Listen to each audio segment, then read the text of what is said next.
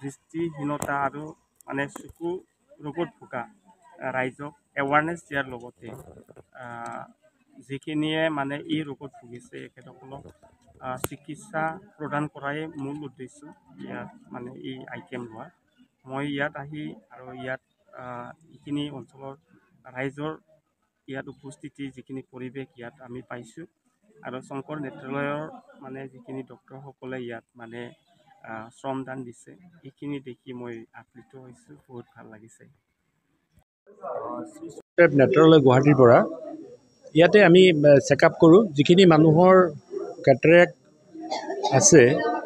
চকুত চানি পৰা বেমাৰ আছে সেই বেমাৰীখিনিক আমি আজি চিনাক্ত কৰোঁ চিনাক্ত কৰি কেনে তেওঁলোকক আমি একোখন কাৰ্ড দিওঁ মানে শ্ৰী শংকৰদেৱ নেত্ৰালয়ৰ লগত মানে যোগাযোগ শংকৰদেৱ নেত্ৰালয়ে কাৰ্ড দিয়ে সেই কাৰ্ড লৈ তাৰিখ এটা দিয়ে সেই তাৰিখত তেওঁলোকক আমি গুৱাহাটীলৈ লৈ যাওঁ গুৱাহাটীত প্ৰথম দিনাখন তেওঁলোকক গোটেই বডি চেকআপ কৰা হয়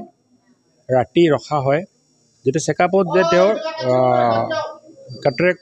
চাৰ্জাৰীটো কৰিব পৰা মানে হেৰিটো হয় আৰু তেওঁৰ মানে হেৰি এনাৰ্জিখিনি থাকে তাৰপিছত তেওঁক কেটাৰেক্ট চাৰ্জাৰী কৰা হয় চাৰ্জাৰী কৰি দ্বিতীয় দিনাখন তেওঁক চেকআপ কৰা হয় চেকআপ কৰি কেনে তেওঁক আৰু জোৰ পৰা নিয়া হয় যে আমি পাৰাবাজাৰত ৰিফাৰ কৰিছোঁ পাৰাবাজাৰত সেই নিৰ্দিষ্ট ঠাইত আমি নুমাই থৈ গুচি যাওঁ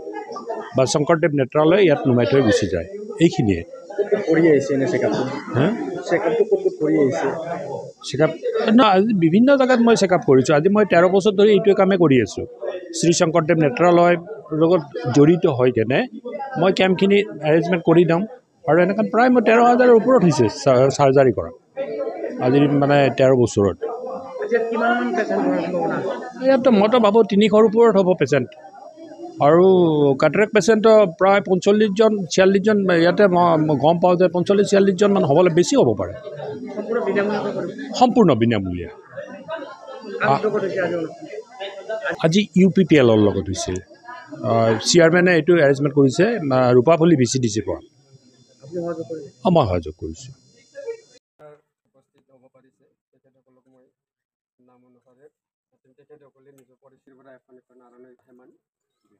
ডক্টৰ মিজানুৰ ৰহমান দ্বিতীয়তে আছে চাৰিফুল ইছলাম এতিয়া আছে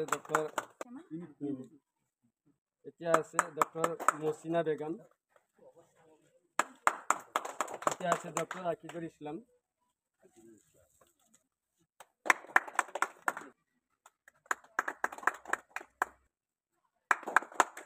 লগতে আছে ড্ৰাইভাৰ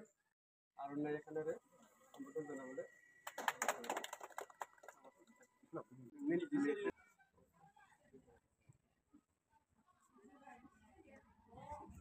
দৃষ্টিৰ ক্ষেত্ৰত বাধাগ্ৰস্তসকলৰ বাবে জীৱনৰ প্ৰচেষ্টা পল উচৰ্গা কৰি দৃষ্টিদানৰ যি মহানুব্ৰতেৰে তুলনাবিহীন মানৱ প্ৰেমৰ